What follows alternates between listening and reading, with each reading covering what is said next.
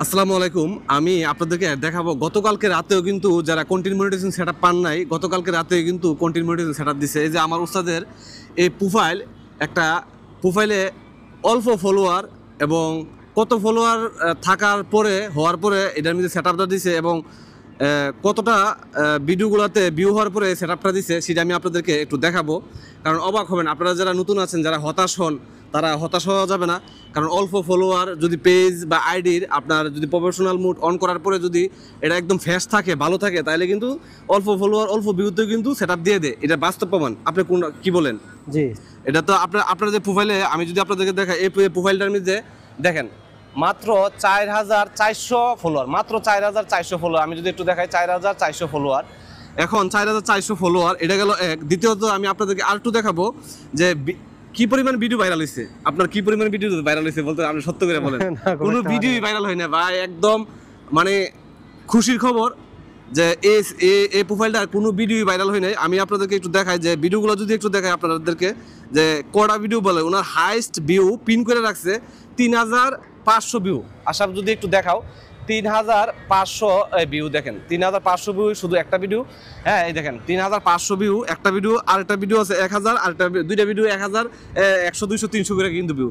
অর্থাৎ এই প্রোফাইলটার মধ্যে প্রত্যেকটা ভিডিও 100 200 300, একটা ভিডিও শুধু 3500, 4400 ফলোয়ার।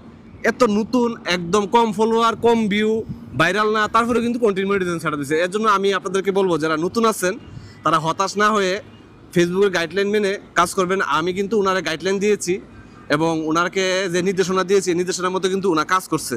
কাজ করার ফলে কিন্তু অল্প সময়ের মধ্যে কিন্তু কন্টেন্ট মনিটাইজেশন সেটআপটা দিচ্ছে। এখন আমি আপনাদেরকে এই সেটআপটা আজকে করে দেখাবো এবং এটা এই যে সেটআপটা আসছে জোসে আশাপ যদি একটু দেখা, এই যে ক্যামেরা, এই যে কন্টেন্ট মনিটাইজেশন সেটআপ দেখতে পাচ্ছেন, কন্টেন্ট মনিটাইজেশন সেটআপটা কিন্তু দিছে। এখন এখানে আমি সেটআপটা আজকে আমি করব, আপনাদেরকে করে আমি একদম লাইভ প্রুফ দেখাবো যে এরকম নতুন পেজে যেহেতু সেটআপটা আমি করে দেখাচ্ছি। তার আগে কিন্তু এই যে স্টার সেটআপটা আসছে, স্টার সেটআপটা কিন্তু আমি উস্তাদরে করে দিছি। এবং আরেকটা খুশির খবর হচ্ছে স্টার সেটআপটা পাওয়ার 1 মাস পরে কিন্তু পে আউট সেটআপটা এসে গেছে। পে আউট সেটআপটা কিন্তু আমি আগেই করে নিয়েছি এবং 3 সার্টিফিকেট এবং ব্যাঙ্ক অ্যাকাউন্ট দিয়ে আমি কিন্তু নিজে ওনারে করে দিয়েছি। এরপরে কিন্তু এখন কন্টেন্ট মনিটাইজেশন সেটআপ আসছে। যেহেতু কন্টেন্ট মনিটাইজেশন সেটআপ আসছে, পে আউট আগে আমরা করে ফেলাইছি, এখন আর করার দরকার নাই। এখন শুধু আমরা টেপ দিব এবং সব সেটিং মিটিং আমি দেখলাম, চেক আপ করলাম, চেক আপ করে এখন আমরা টেপ দিব। এখন আশাপ তুমি একটু ক্যামেরাটা নিয়ে যদি এখানে আসো, আমরা যেহেতু একটু টেপ দিব, এদিকে আরেকটু আসো, আরেকটু আগো, আরো এই যে এটা মিস ধর। হ্যাঁ, জসিম মুস্তাদ আছেন? এই যে আমি স্টার সেটআপটা টেপ দিচ্ছি। আলহামদুলিল্লাহ, বিসমিল্লাহির রহমানির রহিম। আপনাদেরকে সরাসরি দেখাচ্ছি। এই দেখেন সেটআপটা কি হয় বা নিচ্ছে কিনা। সবাইকে অভিনন্দন এবং শুভেচ্ছা। এবং উস্তাদ আপনার কেমন লাগতেছে? দোয়া করতেছেন না? হচ্ছে কিনা এই দেখেন। আমি এখন কিন্তু যে আমি যদি রিফ্রেশ করি দেখবেন সেটআপটা চলে গেছে। যে রিফ্রেশ করলাম, রিফ্রেশ করার পরে দেখেন এই যে সেটআপটা উপরে চলে আসবে। এই দেখেন এখন আর নাই, সেটআপ কিন্তু নিচের থেকে উপরে চলে আসে। কন্টেন্ট মনিটাইজেশন সেটআপ আর পে আউট কিন্তু সেটআপটা আমরা আগেই করে নিয়েছি সবকিছু। আমি যদি পে আউট সেটআপটা একটু দেখাই, এই দেখেন এই দেন জসিম, উত্তরা ব্যাংক, সব কিছু কিন্তু আমি আগেই করে দিয়েছি।